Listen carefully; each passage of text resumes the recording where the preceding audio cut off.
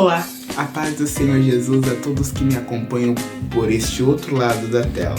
Aqui quem vos fala é seu amado irmão em Cristo Jesus, João Vitor, e hoje nós vamos analisar a passagem de Mateus capítulo 26, verso 40 e 41. Venha analisar juntamente comigo. Mas antes de entrarmos com mais profundidade no texto bíblico, gostaria de pedir e salientar para que você possa deixar seu like, deixar também seu comentário neste vídeo e ajudar também a promover este vídeo compartilhando, para que mais vidas sejam abençoadas por este canal e eu também seja abençoado com mais pessoas chegando aqui, tá? Chega mais! Também segue-nos nas redes sociais descritas aqui também na descrição. Amém? Deus abençoe a sua vida e vamos lá.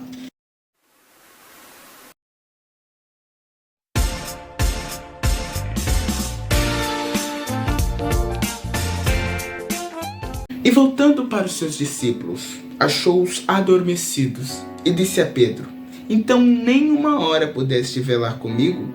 Vigiai e orai, para que não entreis em tentação. Na verdade, o espírito está pronto, mas a carne é fraca. A passagem na qual nós acabamos de ler, ela trata-se de um momento, de um período complexo, eu imagino, não na vida dos discípulos, mas sim no momento que iria acontecer na vida do nosso Senhor Jesus Cristo como ser humano, porque ele foi 100% Deus e também 100% humano.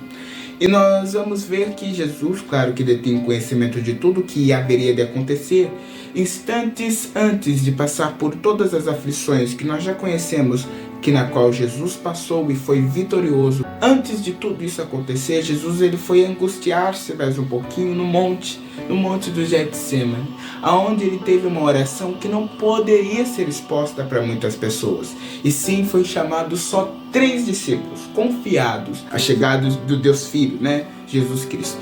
Nós vamos ver que foi chamado Pedro, Tiago e João, e dessa vez eles não estavam no barquinho. Estava para acontecer uma grande coisa. Os soldados romanos estavam já à procura de Jesus, estavam o procurando. E lá estavam os 3 discípulos, que foram chamados por Jesus naquele monte para também vigiar e orar enquanto Jesus orava. Porque a oração é muito importante. Isso a gente pode entender que Jesus, ele trouxe um espaço de dedicação, de dedicatória, um espaço em sua vida exemplar, que nós precisamos também ver como exemplo, porque Jesus se retirava várias vezes para orar e falar com o Pai. E naquele momento seria uma oração tão íntima dele com Deus Pai, mas a gente vê que Jesus ele confiou nesses 3 discípulos, que eram os 3 discípulos mais achegados, que ficaram bem na proximidade de Cristo ao longo de todo o seu ministério. E quando Jesus retorna pela primeira vez à companhia desses discípulos, porque ele tinha se distanciado uma distância de um tiro de pedra para falar com Deus, ele acaba vendo os discípulos adormecidos.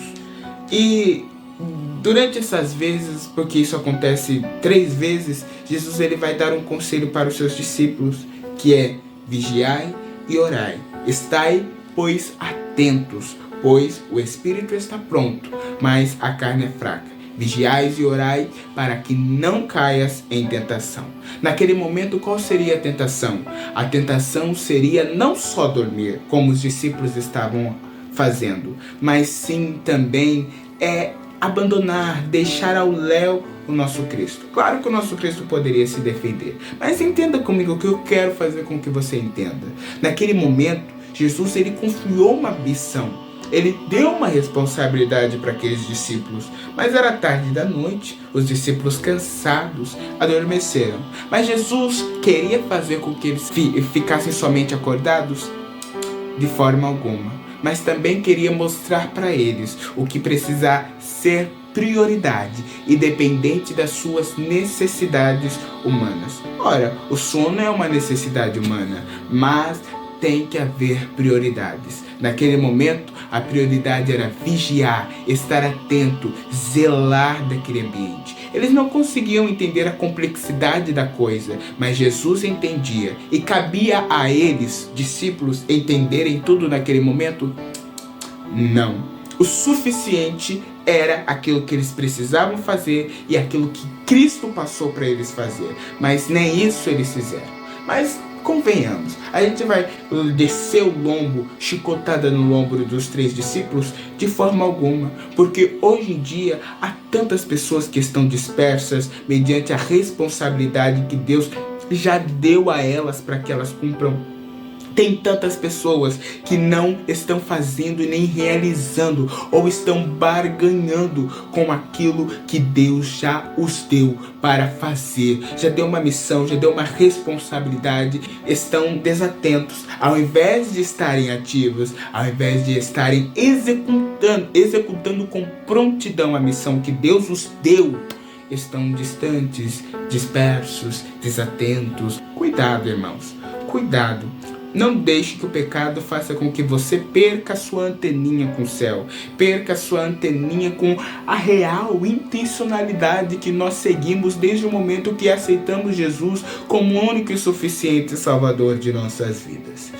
Preste atenção, estejais vigilantes, porque o nosso Senhor Jesus, para aqueles discípulos, ele havia de ser capturado, levado pelos soldados romanos e padecer tudo aquilo que haveria de padecer. Claro que depois ressurgiu e está assentado em glória até não só nesses dias, mas perante todo o restante da eternidade. Mas, para nós, a história se repete, mas o que vai acontecer é diferente. O que vai acontecer não é o Cristo sendo levado, é o Cristo voltando, ressurreto, como leão da tribo de Judá, rei de todas as coisas, para pegar todos aqueles que estiveram vigilantes, atentos e orando, não dispersos e nem adormecidos em suas próprias concupiscências, pecados e na sua própria natureza humana, que é voltada para fazer tudo aquilo que é desagradável aos olhos de Deus Pai.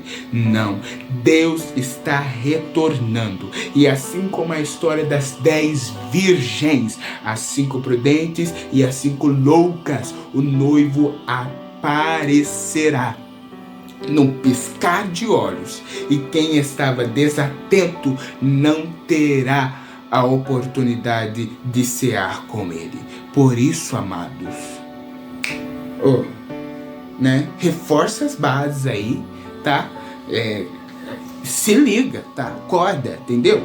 Vamos ativar aí de novo, vamos lá voltar para a mesma intencionalidade, entendeu? Porque o perdão de Deus ainda está sendo ofertado para a humanidade. Por isso, arrependei-vos e voltai-vos a vigiar e orar pelo restante de sua vida, que, se Deus quiser, não vai acabar no inferno, mas sim ceando com o Rei Celestial.